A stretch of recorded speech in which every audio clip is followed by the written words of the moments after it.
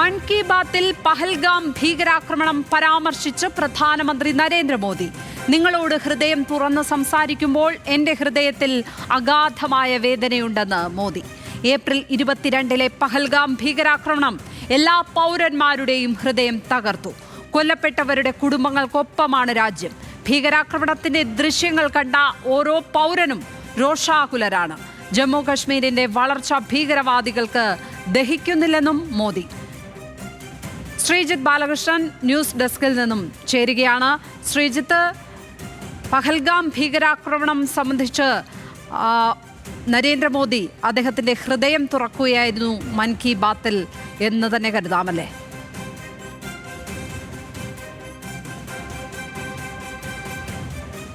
പക്ഷേ വളരെ വൈകാരികമാണെങ്കിൽ പോലും അതിരൂക്ഷമായൊരു വിമർശനം കൂടി അതിൽ ഉൾപ്പെടുന്നുവെന്ന് വേണം നാം മനസ്സിലാക്കാൻ. കാരണം ഭീകരർക്ക് ഏറ്റവും കഠിനമായ ശിക്ഷ നൽകുമെന്നാണ് ഇപ്പോൾ പറയുന്നത്. അതുമായി അതിൽ മൻ കി ബാത്ത് സാധാരണഗതിയിൽ അദ്ദേഹം രാജ്യത്തിൻ്റെ വളർച്ചയെക്കുറിച്ചും അല്ലെങ്കിൽ ആ രൂപത്തിലാണ് നമുക്ക് അറിയാവുന്നത്.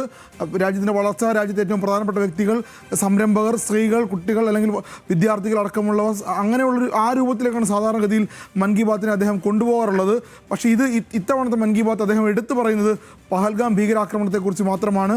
ഓരോ ഭീകരാക്രമണത്തിൽ ഓരോ പൗരൻ്റെയും രക്തം തിളയ്ക്കുന്നു. ഓരോ പൗരനും അത്രത്തോളം രോഷാകുലരാണ്. ആ രൂപത്തിൽ, അതായത് ഈ പഹൽഗാം ഭീകരാക്രമണം എത്രത്തോളം രാജ്യത്തെ ബാധിച്ചിട്ടുണ്ട് എന്നത് പ്രധാനമന്ത്രി നേരിട്ട് പറയുന്നു. ഓരോ പൗരൻ്റെയും വികാരത്തെയാണ് അദ്ദേഹം പ്രതിഫലിപ്പിക്കുന്നത് എന്ന രൂപത്തിലാണ് അദ്ദേഹം മൻ കി ബാത്തിൽ സംസാരിക്കുന്നത്. ഇതുമായി ബന്ധപ്പെട്ട് ഒരാളെയും, അതായത് കഴിഞ്ഞ ദിവസം ബീഹാറിൽ നടത്തിയ പ്രസംഗത്തിൻ്റെ, ബീഹാറിലെ പഞ്ചായത്ത് രാജ് പുരസ്കാരദാനവുമായി ബന്ധപ്പെട്ട് നടത്തിയ പ്രസംഗത്തിൻ്റെ തുടർച്ച എന്നോണം ഇതിനെ കാണാൻ ഒരാളെയും, ഒരു ഭീകരവാദിയെയും വെറുതെ വിടില്ല. ഒരു ഭീകരവാദിക്കും ഇനി ഇന്ത്യയുടെ മണ്ണിൽ വളരാൻ അനുമതി നൽകില്ല. ഭീകരവാദത്തെ വളം നൽകുന്ന എല്ലാത്തിനെയും തച്ചുടയ്ക്കും എന്ന് പറഞ്ഞ് അവസാനിപ്പിച്ച പ്രധാനമന്ത്രി അതേ നാണയത്തിൽ, അല്ലെങ്കിൽ അതിൻ്റെ മറുവശത്തേക്ക് പോലും പോകുന്നതിനപ്പുറത്തേക്ക് ഏറ്റവും രൂക്ഷമായി പാകിസ്ഥാനെ അടക്കം പേരെടുക്കാതെ പരോക്ഷമായി പരാമർശിക്കുന്ന രൂപത്തിലേക്കാണ് കാര്യങ്ങൾ പോകുന്നത്. ഓരോ പൗരന്മാരും രോഷാകുലരെന്ന് ഇന്ത്യയുടെ പ്രധാനമന്ത്രി തന്നെ പറയുമ്പോൾ അതിൻ്റെ ഒരു വ്യാപ്തി എത്രത്തോളം ഉണ്ടെന്ന് നമുക്കറിയാവുന്നതാണ്. ഒരു പക്ഷേ ഒരു പ്രധാനമന്ത്രി നടത്തുന്ന ഏറ്റവും വൈകാരികത്തിനപ്പുറത്തേക്കുള്ള ഒരു പ്രസ്താവനയായിട്ട് വേണം ഇതിനെ കാണാൻ. അത് മൻ കി ബാത്ത് പോലെ അദ്ദേഹത്തിൻ്റെ ഒരു പ്രധാനമന്ത്രി ഇന്ത്യയിൽ നടത്തുന്ന ഏറ്റവും പ്രധാനപ്പെട്ട ഒരു പരിപാടിയാണ് മൻ കി ബാത്ത്. നമുക്കറിയാവുന്നതാണ് ആ പരിപാടിയെക്കുറിച്ച്. ആ പരിപാടിയിലാണ് അദ്ദേഹം ഈ സ്റ്റേറ്റ്മെൻറ്റ് നടത്തുന്നത്. ഈ ഭീകരാക്രമണവുമായി ബന്ധപ്പെട്ട് അതിൻ്റെ ആസൂത്രകരെ, അതിൻ്റെ പിന്നിൽ പ്രവർത്തിച്ചവരെ, സൂത്രധാരന്മാരെ ആരെയും വെറുതെ വിടില്ല എന്ന് അദ്ദേഹം ആവർത്തിച്ച് പറയുന്നു. ഇത് രണ്ടാമത്തെ തവണയാണ്, 2 ദിവസത്തിനുള്ളിൽ 2ാം തവണയാണ് അദ്ദേഹം ഇത് ആവർത്തിക്കുന്നത്. സ്വാഭാവികമായും നമ്മൾ കഴിഞ്ഞ ദിവസങ്ങളിലൊക്കെ സംസാരിച്ച പോലെ ഒരു സൈനിക നടപടിയിലേക്കൊക്കെ പോകുന്നതിന് സൂചന എന്ന് വേണമെങ്കിൽ ഇതിനെ വ്യാഖ്യാനിക്കാം. അതുമാത്രമല്ല, ജമ്മു കാശ്മീരിൻ്റെ സമാധാനത്തെക്കുറിച്ചും ജമ്മു കാശ്മീരിൻ്റെ വളർച്ചയെക്കുറിച്ചും അദ്ദേഹം പറയുന്നുണ്ട്. ഈ കഴിഞ്ഞ ഒരു വർഷക്കാലത്തിനിടയിൽ, അതായത് ആർട്ടിക്കിൾ 370 റദ്ദാക്കിയതിന് ശേഷമുള്ള കാലയളവിൽ ജമ്മു കാശ്മീരിനുണ്ടായ വളർച്ചയെക്കുറിച്ച് അദ്ദേഹം പറയുന്നുണ്ട്. ആ വളർച്ചയിൽ ഭീകരവാദികൾ, തീവ്രവാദികൾ, ഇന്ത്യക്ക് പുറത്തുള്ളവർ അസൂയാലുക്കളാണ്. ആ അസൂയയാണ് ഈ തീവ്രവാദത്തിലേക്കും ഭീകരവാദത്തിലേക്കും ഇപ്പോൾ നടന്ന പഹൽഗാമിൽ നടന്ന ഭീകരാക്രമണത്തിലേക്കും കൊണ്ടെത്തിച്ചത്. ജമ്മു കാശ്മീരിൻ്റെ വളർച്ചയാണ്. അവിടെ ടൂറിസം മേഖലയിൽ വലിയ വളർച്ചയുണ്ടായി, സാമ്പത്തിക രംഗത്ത് വലിയ വളർച്ചയുണ്ടായി. ആ വളർച്ചയിൽ അസൂയ പൂണ്ടവരാണ് ഈ ഭീകരാക്രമണം നടത്തിയത് എന്നുകൂടി അദ്ദേഹം പറഞ്ഞു വെക്കുന്നു. ഒപ്പം ഈ പഹൽഗാം ഭീകരാക്രമണവുമായി ബന്ധപ്പെട്ട് നടത്തിയ വൈകാരിക പ്രസംഗത്തിൽ ഭീകരാക്രമണം നടത്തിയവരെ ആരെയും വെറുതെ വിടില്ല, ഏറ്റവും തക്കതായ ശിക്ഷ നൽകുമെന്നുകൂടി അദ്ദേഹം പറയുന്നു. ഇത് രാജ്യത്തെ ജനങ്ങളെ മുഴുവൻ അഭിസംബോധന ചെയ്യുന്നൊരു പരിപാടിയായിട്ട് ആണ് നമുക്കറിയാവുന്നത്. പ്രത്യേകിച്ച് മൻ കി ബാത്ത് എന്ന് പറയുന്ന ഒരു പ്രദേശത്ത് കഴിഞ്ഞ ദിവസം ബീഹാറിൽ നടത്തിയൊരു പ്രസംഗം പോലെ, ഒരു പൊതുവേദിയിൽ നടത്തിയ പ്രസംഗം പോലെയല്ല. ഇത് റേഡിയോ വഴി നടത്തുന്ന പ്രസംഗമാണ്. രാജ്യത്തെ ജനങ്ങൾക്ക് മുഴുവൻ ലഭ്യമാകുന്ന പ്രസംഗമാണ്. എല്ലാവരും എല്ലാ കേന്ദ്രങ്ങളിലും ഇരുന്ന് കാണുന്ന പ്രസംഗമാണ്. ആ പ്രസംഗത്തിലാണ് ജമ്മു കാശ്മീരിൻ്റെ സമാധാനം കളയാൻ ഭീകരവാദികൾ ശ്രമിച്ചു. ജമ്മു കാശ്മീരിൻ്റെ സമാധാനം കളയാൻ ആരെങ്കിലും ശ്രമിച്ചാൽ അവരെ അതിനനുവദിക്കില്ല. ഓരോ ഇന്ത്യക്കാരൻ്റെയും രക്തം തിളയ്ക്കുകയാണ്. ഞങ്ങൾക്ക് അത്രത്തോളം രോഷമുണ്ട് എന്ന്, അതായത് ആങ്കർ എന്ന പദം എടുത്താണ് അദ്ദേഹം ഉപയോഗിക്കുന്നത്. ആ വാക്കുകളിലേക്ക് പോയാൽ ഇന്ത്യൻ പൗരൻ്റെ രക്തം തിളയ്ക്കുകയാണ് പഹൽഗാം ഭീകരാക്രമണത്തിൻ്റെ ദൃശ്യങ്ങൾ കണ്ട് എന്നാണ് അദ്ദേഹം പറയുന്നത്. അതായത് ഈ ദൃശ്യങ്ങൾ നമ്മൾ കഴിഞ്ഞ ദിവസം ടെലിവിഷൻ വഴി കണ്ടതാണ്. ആ ദൃശ്യങ്ങൾ കാണുന്ന ഓരോ ഇന്ത്യക്കാരൻ്റെയും രക്തം തിളയ്ക്കുന്നു. അത്തരത്തിലുള്ള ഇന്ത്യയിൽ ഭീകരാക്രമണം നടത്തിയവരെ വെറുതെ വിടില്ല. ഇനി അത്തരത്തിലുള്ള ഭീകരാക്രമണം ഇന്ത്യയിൽ ഉണ്ടാകാൻ അനുവദിക്കില്ല. അത് ഒരുപക്ഷെ ഒരു ഇന്ത്യൻ പ്രധാനമന്ത്രി ഇന്ത്യയിൽ നടത്തുന്ന ഏറ്റവും വലിയ അതായത് ഭീകരാക്രമണത്തിനെതിരെ ഈ ഭീകരാക്രമണം നടത്തിയവർക്കെതിരെ നടത്തുന്ന അതിരൂക്ഷമായ വിമർശനം, അതിരൂക്ഷമായ പ്രസംഗം എന്ന് വേണം ഇതിനെ കാണാൻ. കഴിഞ്ഞ ദിവസം പാക് ഉപപ്രധാനമന്ത്രി ഇഷാഖ് ദർ ഒക്കെ പറയുന്നത് നമ്മൾ കേട്ടതാണ്.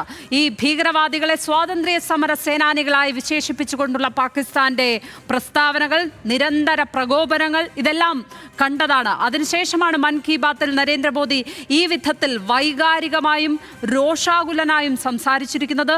ഓരോ ഇന്ത്യക്കാരൻ്റെയും രക്തം തിളയ്ക്കുന്നു എന്ന് അദ്ദേഹം പറയുമ്പോൾ നമ്മളെല്ലാവരും, ഓരോ പൗരനും രോഷാകുലരാണ് എന്ന് പറയുമ്പോൾ കൃത്യമായി അദ്ദേഹത്തിൻ്റെ ആ ദേഷ്യം, രോഷം പ്രകടമാണ് ആ വാക്കുകളിൽ.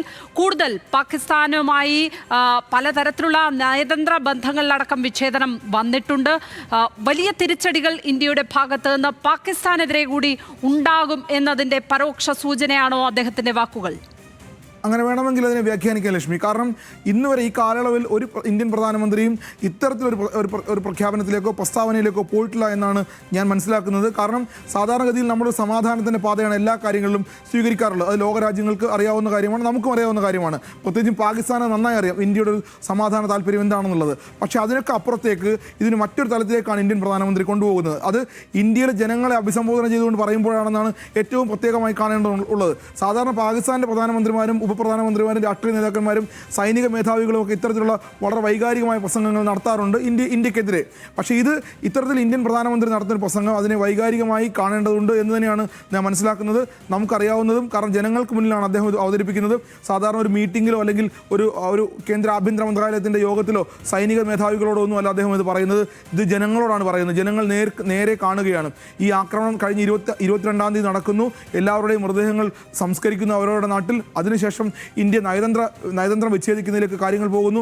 അതിനപ്പുറത്ത് ഇന്ന് കൂടി സൈനിക അഭ്യാസം നമുക്കറിയാം. നമ്മൾ ന്യൂസ് മലയാളം തന്നെ നേരത്തെ ദൃശ്യങ്ങൾ കൊടുത്തതാണ്. നാവികസേനയുടെ പടക്കപ്പലുകൾ അറബിക്കടലിൽ നടത്തിയ പരിശീലനം, അഭ്യാസമൊക്കെ നമ്മൾ കണ്ടതാണ്. അതിനുശേഷം സമാനമായ അതേ സാഹചര്യം നിലനിൽക്കുമ്പോഴാണ് പ്രധാനമന്ത്രി നേരിട്ട് ജനങ്ങളോട് സംവദിക്കുന്നത്. ഭീകരാക്രമണത്തിൻ്റെ സൂത്രധാരന്മാരെ വെറുതെ വിടില്ല. ഓരോ പൗരൻ്റെയും ഉള്ളിൽ രോഷം ഉറഞ്ഞു തുള്ളുന്നു. ആ ദൃശ്യങ്ങൾ കണ്ട്, അതായത് ഞാൻ അത് കേൾക്കുമ്പോൾ ഓരോ ഇന്ത്യക്കാരൻ്റെയും ആ ദൃശ്യങ്ങൾ കണ്ട, അതായത് പഹൽഗാമിൽ ഭീകരാക്രമണം നടക്കുമ്പോൾ ആ ഭീകരാക്രമണം നടന്ന ദൃശ്യങ്ങൾ കണ്ട ഓരോ പൗരൻ്റെയും ഉള്ളിൽ രോഷം തിളച്ചു പൊന്തുകയാണ് എന്ന് അദ്ദേഹം പറയുമ്പോൾ സ്വാഭാവികമായും അതെല്ലാ ജനങ്ങളോടും, ഇന്ത്യയിലെ എല്ലാ ജനങ്ങളെയും അഭിസംബോധന ചെയ്തുകൊണ്ട് പറയുമ്പോൾ അത് വൈകാരിക തലത്തിനപ്പുറത്തേക്ക് എന്തോ ഒന്ന് പ്ലാൻ ചെയ്തതുപോലെയാണ് നമുക്ക് പ്രത്യക്ഷത്തിൽ തോന്നുന്നത്, മനസ്സിലാകുന്നത്. എന്തായാലും ഭീകരർക്ക് കടുത്ത ശിക്ഷ നൽകും എന്ന് അദ്ദേഹം ഉറപ്പ് നൽകുന്നുണ്ട്. ഇത് രണ്ടാമത്തെ ഉറപ്പാണിത്. കാരണം കഴിഞ്ഞ ദിവസം ബീഹാറിലും സമാനമായ അദ്ദേഹം അക്കാര്യം പറഞ്ഞിരുന്നു. അതുകൊണ്ട് തന്നെ അതിനുശേഷമാണ് പാകിസ്ഥാനെതിരായ നടപടികൾ ഇന്ത്യ കടുപ്പിക്കുന്നത്. അത് നമുക്കറിയാവുന്നതാണ്. അതായത് ബീഹാറിൽ അദ്ദേഹം രാവിലെ ഈ പ്രസംഗം നടത്തുന്നു, വൈകുന്നേരത്തോടു കൂടി നയതന്ത്ര ബന്ധം വിച്ഛേദിക്കുന്നു, അതിനപ്പുറത്തേക്ക് സൈനിക നടപടികളിലേക്ക് പോകുന്നു. അതിൻ്റെ പിന്നിൽ ഒരു കാരണം കൂടി നമുക്ക് സൂചിപ്പിക്കാനുള്ളത്, ഒരു ഇന്ത്യൻ സൈനികനെ ഇപ്പോഴും പാകിസ്ഥാൻ പിടിച്ചു വച്ചിരിക്കുന്നതുമായി ബന്ധപ്പെട്ട് ഒരു വിഷയം നമുക്കറിയാവുന്നതാണ്. അതുകൂടി നിലനിൽക്കുമ്പോൾ പാകിസ്ഥാൻ ഒരു തരത്തിലും സൈനിക തല നയതന്ത്ര ചർച്ചകളുമായി അല്ലെങ്കിൽ ഫ്ലാഗ് മീറ്റിംഗുമായി അല്ലെങ്കിൽ കമാൻഡർ തല ചർച്ചകൾക്ക് പാകിസ്ഥാൻ ഇപ്പോഴും തയ്യാറായിട്ടില്ല. ഇപ്പോഴും പാകിസ്ഥാൻ അതിർത്തി കടന്നും കാശ്മീരിൻ്റെ മേഖലയിൽ നമുക്കറിയാം, കുപ്വാരയിലും പൂഞ്ചിലും ബാരാമുള്ളയിലും അനന്ത്നാഗിലും കത്തുവിലും ഒക്കെ ഇപ്പോഴും സംഘർഷങ്ങൾ അല്ലെങ്കിൽ സൈന്യവും തീവ്രവാദികളും ഭീകരവാദികളും തമ്മിൽ നേർക്കുനേർ ഏറ്റുമുട്ടുന്ന അവസ്ഥയുണ്ടാകുന്നു. ഭീകരവാദികളുടെ വീടുകൾ സൈന്യം തകർക്കുന്ന അവസ്ഥയിലേക്ക് പോകുന്നു. ഇത്രയും സംഘർഷ രൂക്ഷമായി നിൽക്കുന്ന ഒരു അവസ്ഥയിലാണ് പ്രധാനമന്ത്രി നരേന്ദ്രമോദി ഇത്തരത്തിൽ വളരെ വൈകാരികവും അതിരൂക്ഷവുമായ മുന്നറിയിപ്പ് പാകിസ്ഥാന് നൽകുന്നത്, അല്ലെങ്കിൽ ഭീകരവാദികൾക്ക് നൽകുന്നത്. തീർച്ചയായും അസാധാരണം തന്നെയാണ് നരേന്ദ്രമോദിയുടെ പ്രധാനമന്ത്രിയുടെ പ്രതികരണം എന്ന് വിശേഷിപ്പിക്കാം. ശ്രീജിത്ത് ബാലകൃഷ്ണനാണ് നാഷണൽ ഡെസ്കിൽ നിന്ന് വിവരങ്ങൾ പങ്കുവച്ചത്.